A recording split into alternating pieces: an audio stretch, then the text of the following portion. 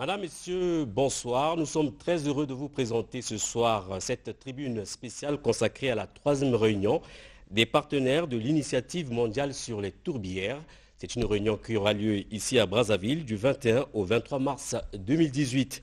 Du côté du ministère du Tourisme et de l'Environnement ainsi que ses partenaires, les choses s'activent. Les partenaires, j'ai cité la République démocratique du Congo bien sûr et l'ONU Environnement.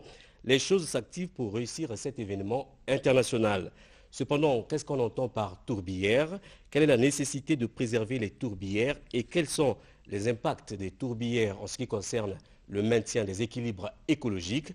C'est le sujet d'aujourd'hui que nous allons évoquer avec nos différents invités. J'ai cité le professeur Andy Barré Timoléan, qui est maître de conférence à l'université Mariangouabi et expert climat, environnement et gestion des déchets. Professeur, bonsoir. Bonsoir. Nous avons également sur ce plateau le docteur Akiana Jean, maître assistant à l'université Mariangouabi, directeur des laboratoires et biologiste. Bonsoir, docteur. Bonsoir. Avec nous également, nous avons le directeur général de l'environnement, monsieur Roger Pont. Bonsoir. Je ne suis pas seul à animer cette tribune, je suis accompagné de mes collègues de la DRTV, Justin Bambaka. Bonsoir, Justin. Bonsoir. Avec nous également Mexon Foukou Makaya de Vox TV. Bonsoir, Mexon. Bonsoir, Régis. Alors, première question pour nos invités, qu'est-ce qu'on entend par tourbière? Les tourbières, le mot tourbière vient de tourbe. Une tourbe, on va faire parce que il faut parler au commun mortel.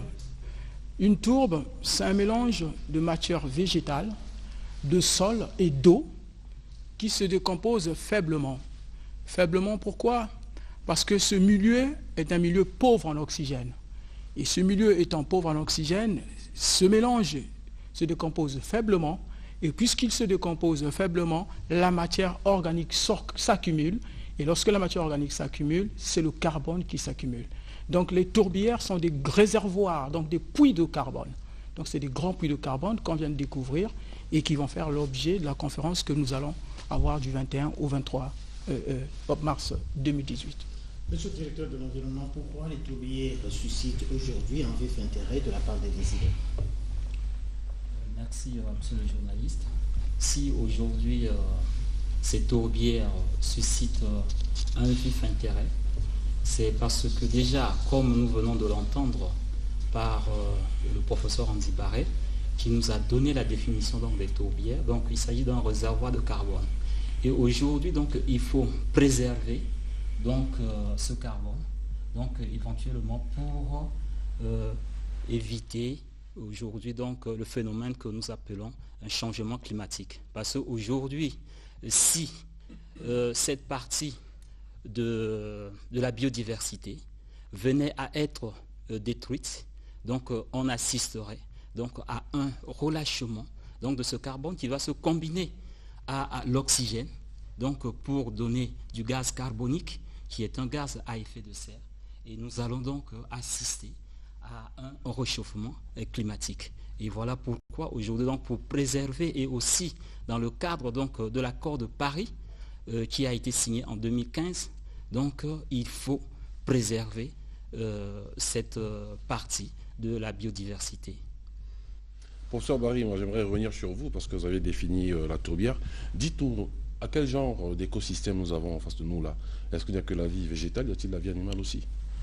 Oui, donc dans une forêt, on a tout. Il y a la faune, la flore, et tous ces écosystèmes existent. Donc autour des tourbières, d'ailleurs, se développent des espèces au niveau faunique, des espèces qui deviennent rares au niveau d'autres environnements. Parce que c'est souvent des zones marécageuses, des zones où il y a de l'eau, où l'homme souvent n'a pas trop mis le pied.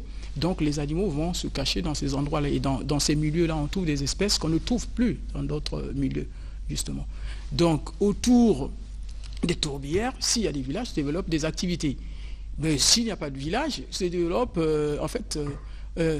ça pousse les animaux, ça devient comme une réserve, excusez-moi, pour les animaux aussi. Donc dans ces parties-là, souvent, on retrouve des espèces rares qu'on ne trouve plus dans d'autres faunes ou flores, je veux dire. Alors, professeur Akiana, le Congo a été choisi pour abriter cette grande réunion mondiale. Pourquoi? Bien, déjà, merci beaucoup, merci pour la question. Déjà, il faut savoir que nous, le Congo, on ne manque pas de participer au grand rendez-vous. C'est le rendez-vous de donner, de recevoir. Et donc le Congo, de par sa capacité à être ensemble avec les autres, a pu justement bénéficier de la confiance des autres pour organiser cette réunion. Mais n'oubliez pas que nous l'organisons la main dans la main avec nos frères de la RDC. Donc, et sans oublier que les écosystèmes qu'on trouve au Congo, comme a commenté mon collègue le professeur Andy Barré, c'est des écosystèmes qui font parfois de notre pays un pays très particulier. Et ce qu'il a dit au niveau de la grande faune, cela est valable pour nous qui travaillons dans le domaine de la santé, c'est valable pour la microfaune. Nous avons des travaux réalisés sur les gorilles de l'Ocieluna, par exemple. Vous voyez une réserve comme l'Ocieluna. Quand vous y allez, vous trouvez des espèces très rares, mais en même temps, il y a ce qu'on ne peut pas toucher du doigt, toucher de nos yeux. Les microbes qu'on y trouve, c'est excessivement rare. Nous venons, pour votre information, de faire une découverte extraordinaire dans les grottes des grands singes de chez nous, en mettant en évidence un virus à ARN qui n'a jamais été décrit ailleurs. Ouais. Donc cela est valable aussi bien pour ce qui est macroscopique que ce qui est microscopique. Voilà. Monsieur le directeur général, avant de poursuivre à cette question, j'aimerais savoir rapidement, de façon succincte, est-ce que vous pouvez nous retracer l'historique des tourbières qu'on a découvertes au Congo et en République démocratique du Congo? Merci, monsieur le journaliste. Bon, la découverte des tourbières en ce qui concerne donc la partie bassin du Congo remonte en fait en 2017. C'est en 2017 qu'on a commencé dans une revue qui est parue, et donc c'est là où on a commencé en fait à parler des tourbières. Ce qui fait qu'aujourd'hui pour nous, surtout pour cette réunion que nous allons organiser, c'est beaucoup plus maintenant dans le cadre de la sensibilisation. Donc vous voyez que pour nous, c'est encore comme une notion qui est encore nouvelle. Et aussi, donc cette zone, vous voyez que tout à l'heure, lorsqu'on a défini, on dit que cette accumulation ne s'est pas faite en un jour. Donc c'est pendant des milliers d'années. Donc les populations autochtones qui sont dans la zone, mais qui ne connaissent pas que non, ici il y a un stock de carbone, mais qui aujourd'hui, puisque doivent exercer leurs activités, maintenant ce sont les scientifiques qui, à travers donc les recherches, ont découvert ce stock de carbone, qui aujourd'hui est estimé. Bon, nous allons peut-être voir si peut-être vous voulez qu'on en parle déjà. Vous voyez qu'aujourd'hui c'est estimé à plus de 30 milliards de tonnes de carbone, donc stockées dans cette zone-là. Et là, peut-être, je vais vous profiter peut-être pour revenir un peu à la question qui a été posée tout à l'heure, en ce qui concerne la désignation du Congo. Donc, il faut peut-être compléter que cette désignation du Congo remonte à mai 2017, lors de la tenue de la deuxième réunion des partenaires de l'initiative globale sur les tourbières. Et cette réunion s'était tenue donc à Jakarta, en Indonésie. Et donc, c'est là où le Congo a été désigné. Mais le lancement officiel de cette initiative remonte à la COP 22 qui s'était tenue à Marrakech, et c'était au Maroc en 2016. Vous voyez donc il n'y a pas très longtemps qu'on commence maintenant à parler un peu de ces tourbières. Donc, en dehors du Congo, des deux Congos, bien sûr, donc le Congo Brazzaville et le Congo, la RDC. Et nous avons aussi donc ces tourbières que l'on trouve donc en Indonésie, qu'on trouve au Pérou. Et aujourd'hui, donc en partenariat avec l'ONU Environnement et la RDC. Et donc c'est le Congo donc qui abrite cette réunion. Monsieur le directeur, de nombreux Congolais qui nous suivent d'ailleurs en ce moment ne maîtrisent pas trop bien ce que c'est les tourbières. Qu'est-ce qui peut advenir en cas de dégradation de ces tourbières? C'est une zone où nous avons donc de la forêt et nous avons aussi des animaux. Maintenant, s'il arrive que la population commence à détruire cette zone, notamment pour des activités agricoles ou alors l'exploitation forestière. Donc, c'est ce stock de carbone qui est donc relâché et après, ce sont les effets que nous allons donc subir, donc les effets du changement climatique.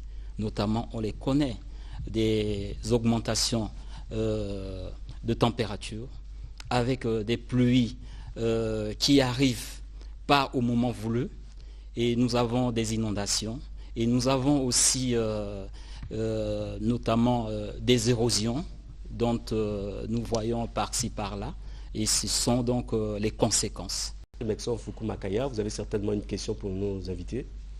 Oui, j'avais une question à poser à qui veut la prendre. On comprend finalement que la menace viendrait peut-être de l'homme et des animaux, mais est-ce que ce sont les seuls facteurs de menace face aux tourbières? Merci M. Foucault. Avant de continuer de répondre à votre question, je veux, peut-être dans la suite de cette réponse, pour la commencer, revenir sur ce qu'a dit le DG, sur... je crois que les deux questions se recoupent un peu avec la question qu'a posée votre collègue, M. Justin, avant, sur la question de la dégradation. Justement, la dégradation, c'est l'effet de l'homme sur ces tourbières. Et vous voyez, l'objet de cette conférence, c'est la valorisation de ces tourbières. Et pourquoi nous voulons valoriser? Valoriser, c'est donner de la valeur à quelque chose. Si nous voulons donner de la valeur à quelque chose, c'est que cette chose, auparavant, n'avait pas de valeur ou on ne donnait pas de la valeur à la chose. Et la chose, c'est les tourbières. On s'est rendu compte que les tourbières sont des réserves de carbone. Puisque ce sont des réserves de carbone, donc ils nous protègent contre le carbone nocif qui a des effets sur les changements climatiques, comme l'a dit M. le DG.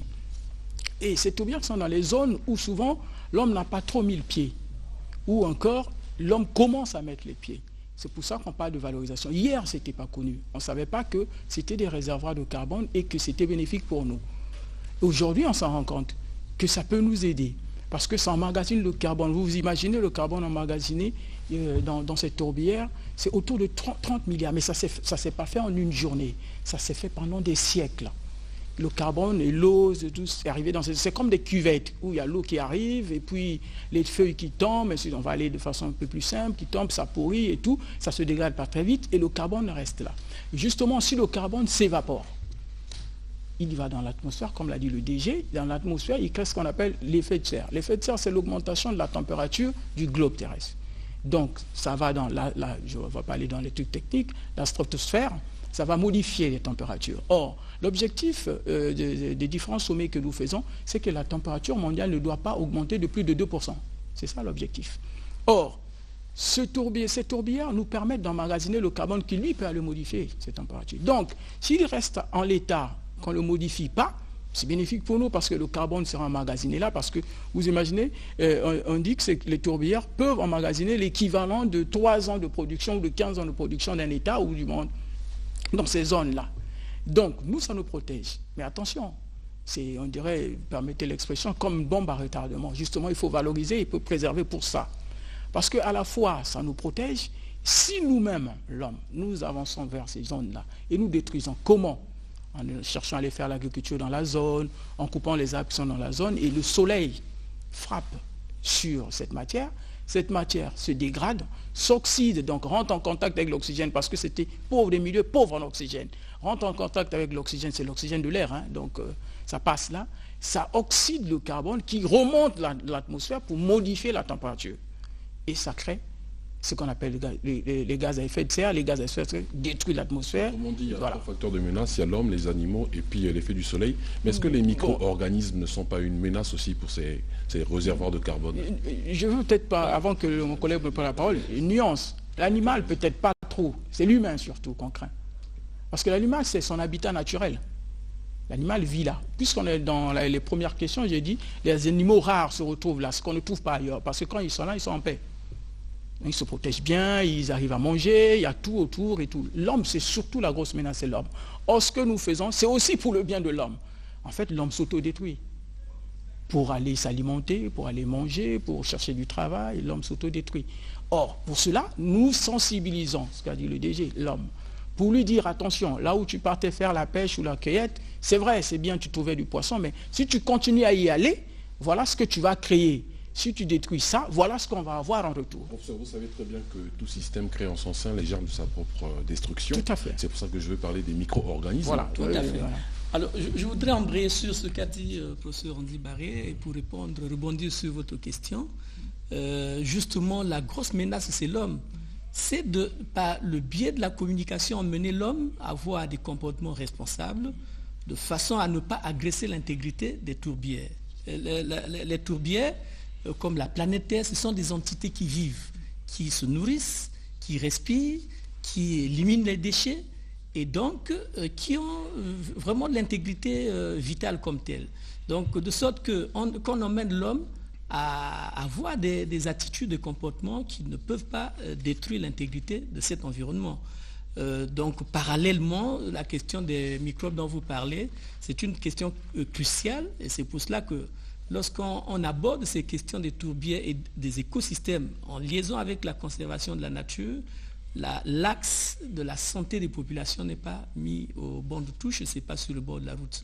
Donc il y a des menaces effectivement, et je vous apprends sur ce problème de l'augmentation des températures, on reviendra probablement sur cela. Chaque fois que la température augmente, les microbes deviennent très prolifiques. Voilà. Monsieur le DG, vous avez parlé d'un stock de 30 milliards de tonnes de carbone. Alors, est-ce que le Congo a la technicité et les moyens de conserver ce stock de carbone? Bon, aujourd'hui, parce que nous avons parlé nous sommes dans le cadre de la conservation. Donc, mais la conservation, comment est-ce que on peut la faire? Donc, voilà pourquoi nous procédons donc par d'abord la sensibilisation, et aussi il faut donc peut-être là aussi au cours de cette réunion nous allons peut-être aussi faire un plaidoyer, c'est-à-dire à l'endroit des bailleurs de fonds, et notamment donc le développement de certains projets, puisque pour conserver, donc c'est-à-dire il faut aussi aller donc dans le cadre de la compensation. Maintenant, pour aller dans le cadre de la compensation, parce que nous défendons aux populations autochtones de ne pas détruire, mais il faut maintenant des moyens d'accompagnement. Maintenant, pour le faire, donc il faut des moyens.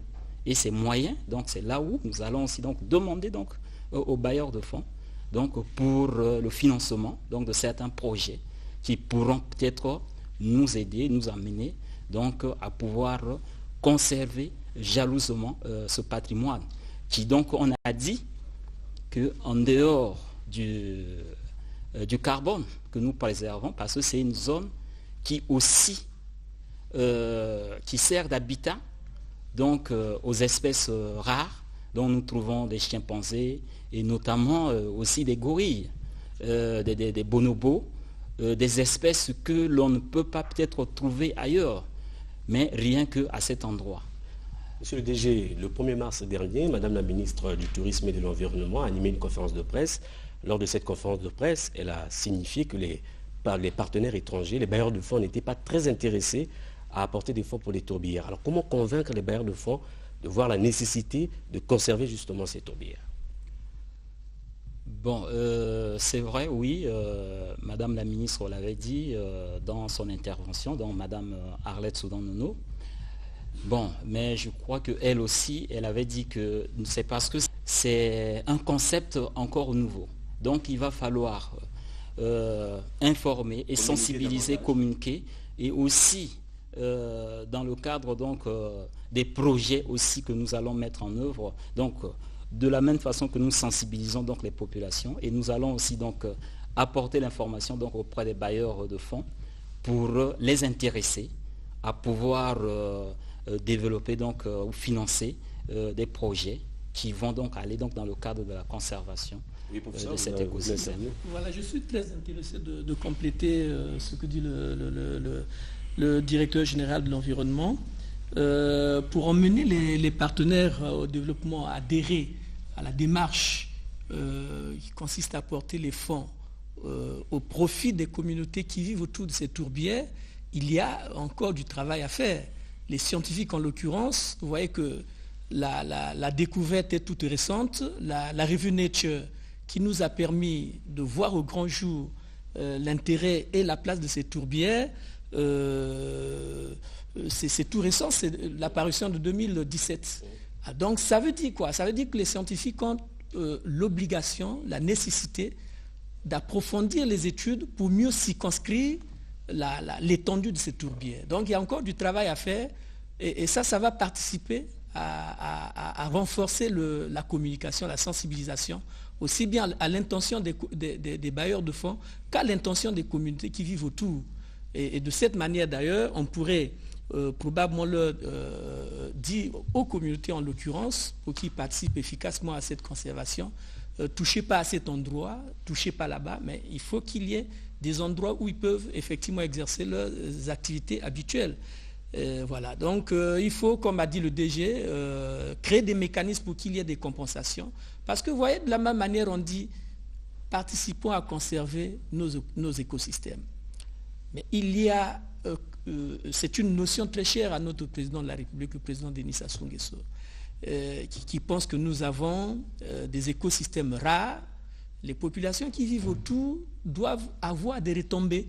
Et ces retombées-là, pour que ceux qui apportent des moyens, nous participons à conserver la planète Terre en conservant les tourbières, en conservant la qualité de nos écosystèmes, mais il faudrait qu'en contrepartie, les amis, ceux qui ont les moyens, puisqu'ils bénéficient des effets de cette conservation, apportent des compensations à nos populations. Mais il y a un travail qui doit être fait pour mieux circonscrire, mieux analyser, avoir des données plus approfondies sur l'étendue, la qualité de ces tourbières-là. Voilà. Professeur Andy Barry, vous voulez ajouter quelque chose? Je vais juste compléter parce qu'il a le docteur Kana a dit l'essentiel de ce que j'allais dire. Parce que la question, c'est de savoir qu'est-ce qui va intéresser les bailleurs de fonds pour qu'ils financent cette tourbière.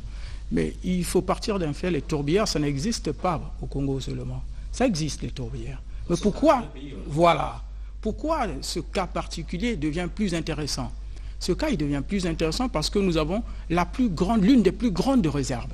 C'est pour ça que nous organisons cette conférence avec des partenaires comme le Pérou, l'Indonésie et tout le reste, parce qu'eux aussi, ils ont ce genre de réserve. Puisque nous avons l'une des plus grandes réserves. Donc nous protégeons le monde entier, ce n'est pas seulement le Congo. Vous imaginez ce qu'on a constaté dans ces tourbières de l'Afrique centrale, c'est l'équivalent de 15 ans de pollution des États-Unis. Vous imaginez? C'est parmi les plus grands pollueurs du monde. Donc ces tourbières peuvent emmagasiner 15 ans de ce que les États-Unis ont fait comme pollution. Ça veut dire que ça ne protège pas que les Congolais, ça protège le monde entier. Puisque nous allons à la protection du monde, nous allons garder ces choses-là intactes pour protéger le monde entier, mais il doit revendiquer quelque chose. Nous faisons pour le monde. Il faut que le monde vienne à notre aide pour qu'ensemble, nous protégeons cette chose. Et si nous protégeons les tourbières, il faut, lorsqu'on va protéger les tourbières, on s'attaquera à quoi? À l'habitat naturel des peuples autochtones qui vivent autour, qui font leur agriculture, qui font la pêche. Il faut aller leur dire désormais, il ne faut plus faire ça, il faut plus... Mais ils vont vous poser la question de savoir qu'est-ce qu'on deviendra nous? Il faut créer des mesures pour satisfaire ces gens-là. Mais pour les créer, puisque c'est l'affaire de tous, c'est l'affaire du monde. On a dit, valorisons les tourbières pour l'intérêt de la population et de la planète. C'est ça le thème de la conférence. Puisque nous protégeons la planète doit venir à notre secours. Ensemble, nous allons trouver les moyens pour préserver ces zones-là. Voilà en fait l'intérêt de cette préservation. Monsieur le directeur de l'environnement, 7 milliards d'habitants de la planète a besoin désespérément d'être protégés contre les changements climatiques. Le Congo organise d'ici là cette session. Qu'est-ce que le pays attend des partenaires? Bon, mais ce que le pays attend, bon, pas peut-être d'abord des partenaires.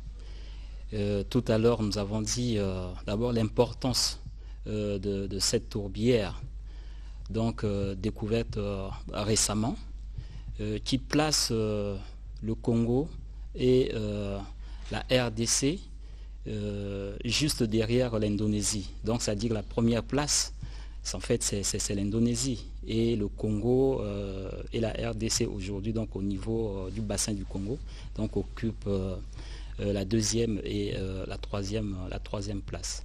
Donc, aujourd'hui, nous parlons donc d'abord que nous sommes dans le cadre, nous allons dans la sensibilisation et pour la conservation. Donc c'est d'abord sensibiliser. Et après, maintenant, pour la conservation, c'est là où nous avons dit que des bailleurs, nous attendons quoi? Donc, c'est ce plaidoyer que nous allons faire. Donc, bien sûr, comme on l'a dit aussi, qu'il y a des études qui vont se poursuivre. Peut-être qu'en dehors de ce que l'on a découvert, il se pourrait qu'il y ait encore d'autres parties, soit donc de chez nous au Congo, qui regorgent donc ces tourbières. Monsieur le directeur, vous avez déjà circonscrit la zone où se trouvent les tourbières? Si, la zone, elle est déjà assez, oui, la zone, oui, la zone aujourd'hui, donc oui, par rapport aux études qui ont été menées.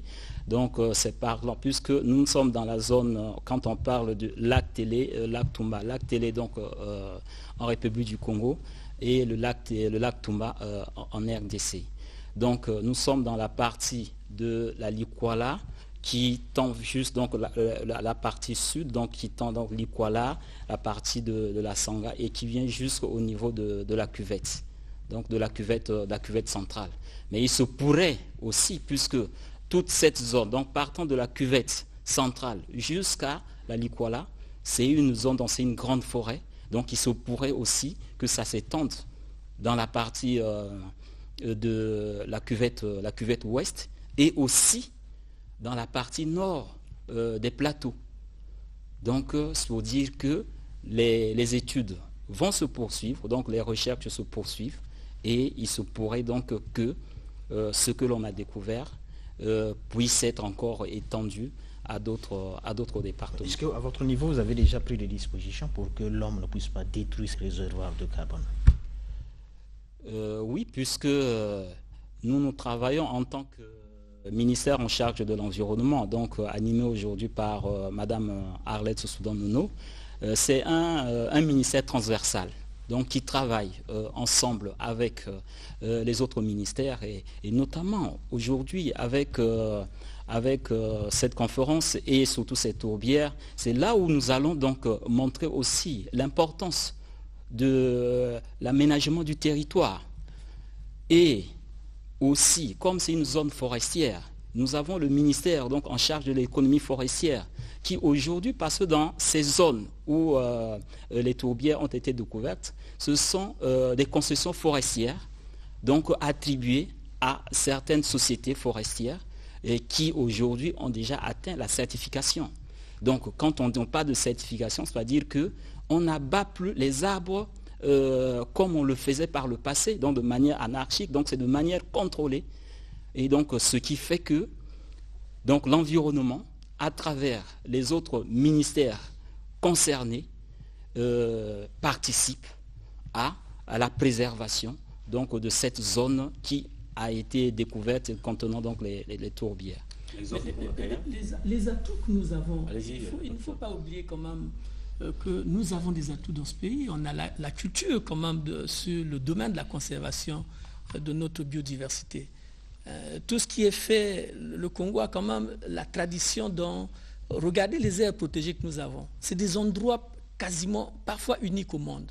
Donc le pays a énormément travaillé, a du crédit, a beaucoup travaillé sur la notion de la conservation de la biodiversité animale, de la biodiversité végétale et des écosystèmes. Et ça, je crois que c'est tout à notre crédit et ça nous fait des atouts tels que la découverte de ce nouvel écosystème que nous avons entre les bras nous pousse à nous souvenir qu'il y a du savoir-faire par le passé qui pourrait être mis à contribution pour appuyer justement les nouvelles initiatives. Et la réunion de Brazzaville, qu'est-ce qu'on peut attendre Je voudrais renchérir sur ce qu'a dit le DG.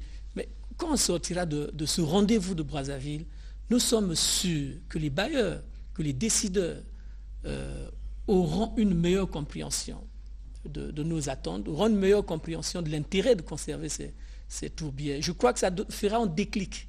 Ça va être un tournant pour que l'on soit mieux compris et cela, par la suite, permettra de faciliter le plaidoyer que nous avons à faire. On a l'impression que les bailleurs ne semblent pas se mobiliser sur cette question, je dirais même de vie. Aussi.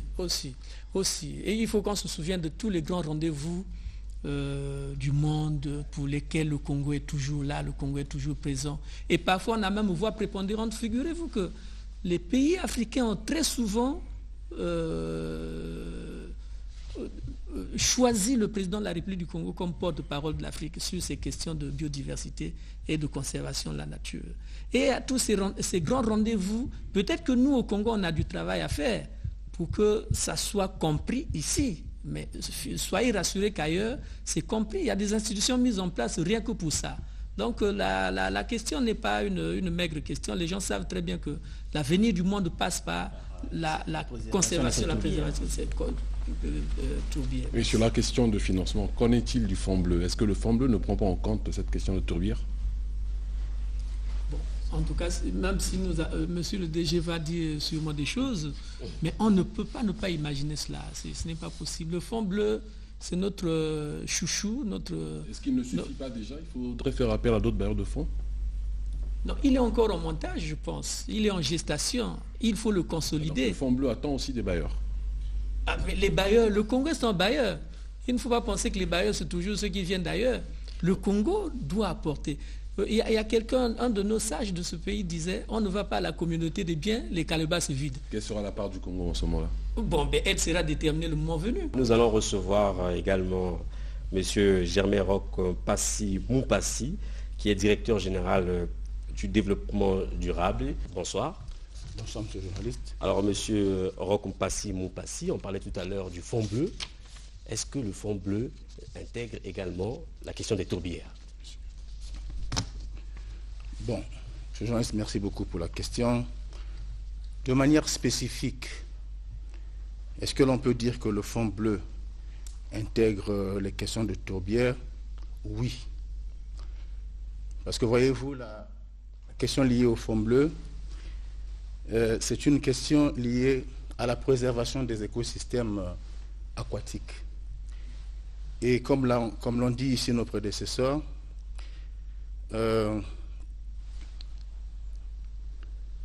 la formation même des tourbières est liée à la présence de l'eau. Et donc, il serait aberrant de penser que les tourbières le Fonds bleu n'intègre pas les questions des tourbières. Évidemment, le plus important pour nous ici, c'est la question des financements. Comment est-ce que nous allons pouvoir financer les questions liées aux tourbières et les questions et les programmes qui ont été identifiés dans le cadre du Fonds bleu? Nous sommes ici dans le cadre du développement durable. Bien sûr. Toutes ces questions sont en fait des questions intégrées. Nous ne pouvons pas voir séparer les questions forestières, les questions d'environnement, les questions économiques de tout cet agrégat que forme donc le développement durable.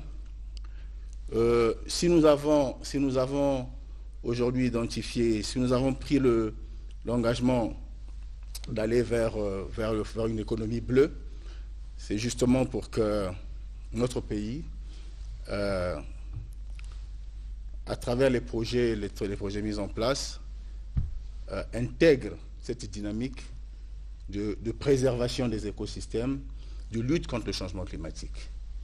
Et je voudrais ici rebondir sur la question spécifique de la lutte contre le changement climatique pour dire que notre pays est partie prenante à la Convention cadre des Nations Unies sur le changement climatique. Et donc, dans le cadre de la mise en œuvre de cette convention, nous avons pris un certain nombre d'engagements. Et il y a mon collègue tout à l'heure qui l'a dit, notre représentant de la République a été très engagé dans ces questions. Et nous pensons que toutes les activités qui sont en train de se mener présentement, que ce soit dans le cadre de la conservation de la biodiversité, dans le cadre de la gestion durable de nos forêts, dans le cadre de la gestion durable des autres écosystèmes, ou encore présentement dans le cadre de la gestion durable des tourbières, ce sont des questions qui intègrent, ce que je l'avais dit tout à l'heure, le développement durable, dans le souci toujours de voir comment est-ce que les populations concernées sont impactées par les mesures qui seront prises. Je voulais dire ici que la question des tourbières est une question qui a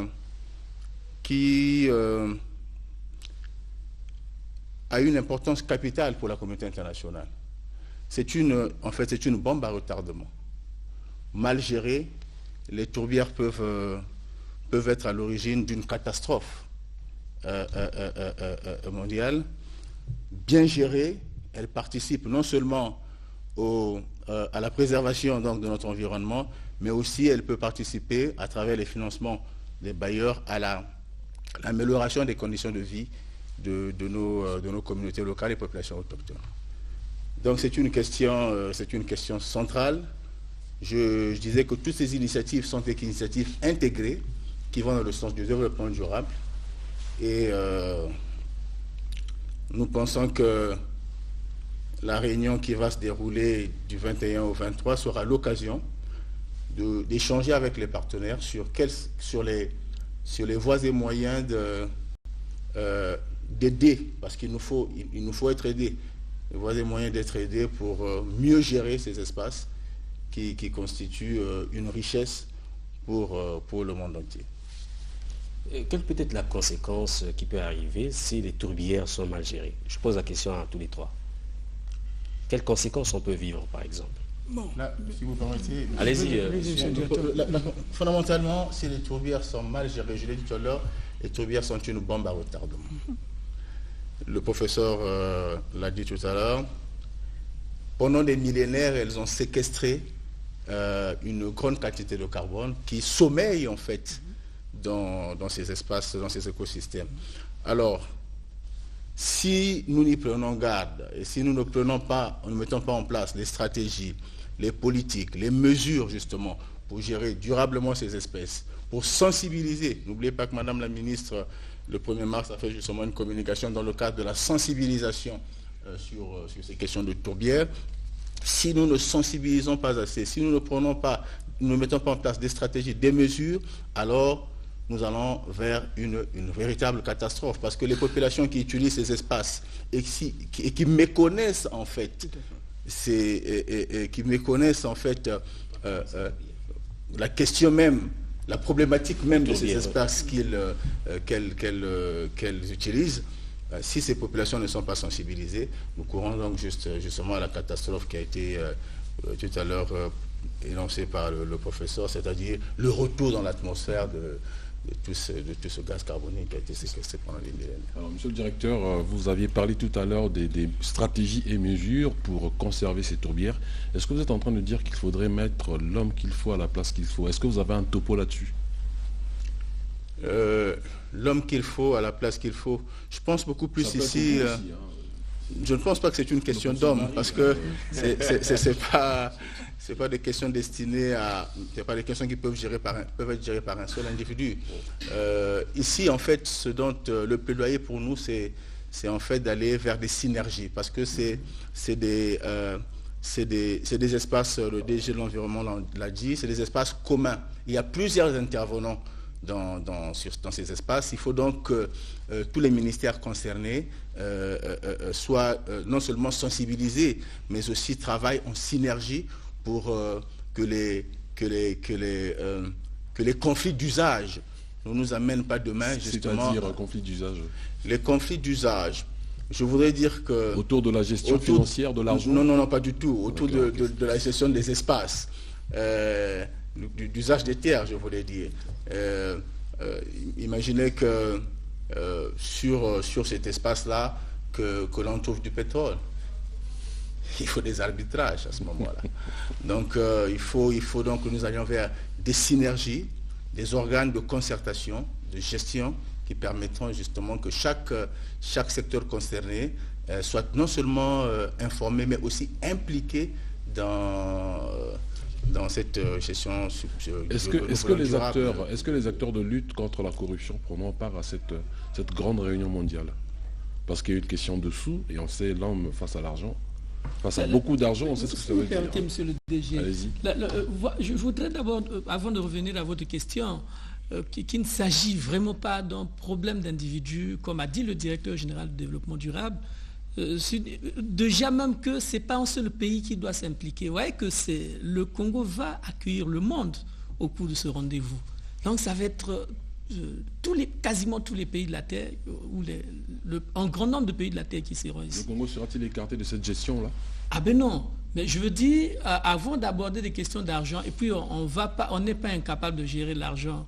Les gens dans ce pays vont avoir la capacité de gérer l'argent. Il suffit de mettre des mécanismes en route. Comme quoi, par exemple? Après, tout va être géré. Je voudrais revenir sur la question. Vous avez parlé des mécanismes. J'en viens, monsieur Mexan. Un exemple, par exemple, de conflit d'usage. Imaginez que quelqu'un sorte, dise ce sont les terres laissées par mes grands-parents et qu'il est propriétaire foncier. Ouais, c'est là où effectivement le ministère du foncier, ouais, comment il y a des synergies qui sont nécessaires, qui sont obligatoires. Il faut que l'État, à travers le ministère du foncier, dise non. L'État a la même mise sur ces questions-là. Et on a découvert les tourbières ici. Voilà les mécanismes de gestion. C'est une histoire c'est vraiment intégré. La démarche est globale et intégrée. Il faut que les gens s'asseyent, rédigent les documents ensemble, et ça, ce pays arrive à le faire. Docteur Akena, on nous signale qu'il nous reste très peu de temps, il nous reste 5 minutes à peu près. J'aimerais qu'on revienne sur la question des compensations. Comment faire pour que les populations riveraines des tourbières ne soient pas justement écartées de cette conservation? Qu'est-ce qu'on peut dire, professeur Ondibari, docteur Akena? Merci, monsieur le journaliste. La question de la conservation, donc des compensations, comme vous le dites, je crois que tout le long de l'émission, c'est ce qu'on a essayé d'aborder. Nous sommes au stade embryonnaire de cette question des tourbières. Donc les premières études ont été faites, ont révélé cette tourbière. Nous allons approfondir. Et c'est au sortir de cette réunion que nous trouverons, parce que le mécanisme que notre ami Mexan voulait s'appuyer, que nous mettrons en place les mécanismes, donc les différentes stratégies ou bien les différents schémas pour gérer de façon convenable cette biodiversité. Donc, je crois que les premières compensations, quand vous faites état des compensations, c'est surtout les peuples qui ont choisi cet habitat pour habitat naturel.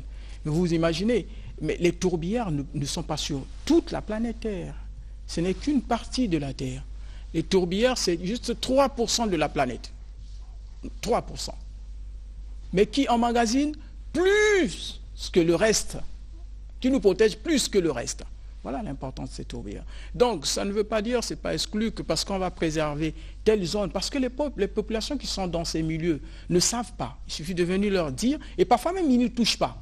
Mais même s'ils touchent, c'est souvent par ignorance. Mais il suffit de les sensibiliser. Non, n'allez plus de tel côté parce que là-bas, il ne faut plus faire. Mais ils ont des terres, surtout au niveau des tourbières. Souvent, l'homme n'y vit pas. Ça, c'est la boue et tout. Les gens sont au niveau des terres et ils viennent vers les tourbières, par exemple, pour faire du brûlis, ou il veut faire son champ à côté parce que c'est des zones très riches en carbone. Vous savez que les plantes ont besoin de carbone pour vivre. Nous avons dit tout à l'heure que les tourbières sont dans 180 pays dans le monde. Est-ce que le Congo s'inspire des autres pays, par exemple de l'Indonésie, Pérou, pour pouvoir mettre des mécanismes en place pour la préservation? Bien sûr, c'est pour ça qu'ils sont là. Ce n'est pas pour rien que les amis de l'Indonésie arrivent à ce rendez-vous de Brazzaville. Et l'autre chose qu'il faut ajouter dans les compensations, nos communautés, depuis des lustres, avaient des manières de vivre autour des écosystèmes, dans ces écosystèmes, en prenant juste des mécanismes qu'on pourrait même qualifier d'écologiques. Ils prélevaient juste ce qu'il faut pour leur vie. Et c'est plutôt quand nous modernisons les mécanismes de collecte des choses, des mécanismes très modernes où on dévaste tout. Donc il y a simplement à ajouter autour de cela la communication, la sensibilisation pour qu'ils fassent de plus en plus attention. Mais quand ils sont bien encadrés, les communautés savent puiser juste ce qu'il faut pour ne pas détruire l'environnement. Et tout ça, ça va être encadré. Et bien entendu, ça, c'est la première démarche sur laquelle il faut travailler. Mais la seconde, c'est de mobiliser les ressources en tenant compte de l'état des besoins, de l'état de la situation qui sera faite à l'entrée, puisqu'on est au début. Je veux juste compléter deux, trois phrases dans la suite de ce qu'il vient de dire. En fait, ce que nous craignons le plus, ce n'est pas le peuple autochtone qui vit, comme il vient de dire, de façon écologique déjà. C'est l'industrialisation. C'est ce qu'a dit le DG de développement durable. Imaginez qu'on trouve du pétrole là-bas. L'industriel va vouloir venir chercher du pétrole. Et les États, voyant les intérêts qu'il y a derrière, peuvent donner. Alors que le fait d'avoir une industrie autour va détruire la tourbière. Et cette destruction va détruire l'atmosphère et tout le reste s'ensuit. Changement climatique et tout le reste. Une question qui m'arrive juste si vous permettez, allez-y. Compensation. Nous avons parlé préalablement de la sensibilisation pour que les populations qui vivent autour des tourbières non seulement soient informées, mais aussi apprennent à vivre avec justement ces tourbières-là. Les compensations, peut-être, elles pourraient être beaucoup plus adressées à l'État, parce que, comme l'a dit le professeur tout à l'heure, la conservation nous prive aussi quelque part d'un certain nombre de ressources à ce moment-là que nous ne pouvons plus mettre en valeur parce que nous devons répondre aussi aux désidératas de la communauté internationale.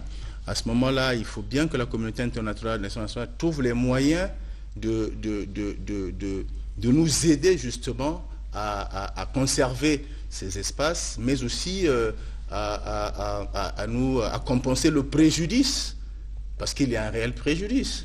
Le préjudice que nous subissons du fait justement de cette conservation qui nous prive de nos propres... Nous sommes presque à la fin de cette émission, nous allons peut-être poser une dernière question. Merci. Alors, est-ce que la mise en œuvre de l'accord de Paris est justement liée à la bonne gestion des tourbières? Monsieur le DG. Évidemment, oui. Dans le cadre de l'accord de Paris, notre pays a pris des engagements dans ce qu'on appelle les contributions nationales déterminées.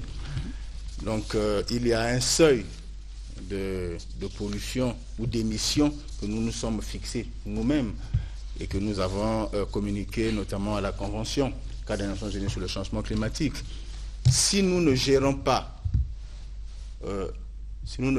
durablement nos tourbières et que pour une raison ou une autre, ces tourbières se mettent à relâcher dans la nature justement le carbone séquestré, nous allons énormément augmenter nos émissions de gaz à effet de serre.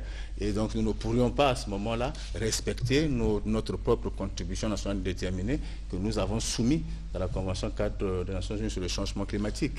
Merci beaucoup. Merci monsieur le DG, merci à tous nos invités, merci à Justin Bambaka et à Mexon Fuku Makaya qui m'ont aidé à co-animer cette tribune. Chers téléspectateurs, nous sommes à la fin de cette tribune spéciale consacrée aujourd'hui à la troisième réunion de l'initiative mondiale sur les tourbières. C'est une réunion qui se tiendra à Brazzaville du 21 au 23 mars 2018. Rendez-vous prochainement. D'ici là, portez-vous bien. Au revoir.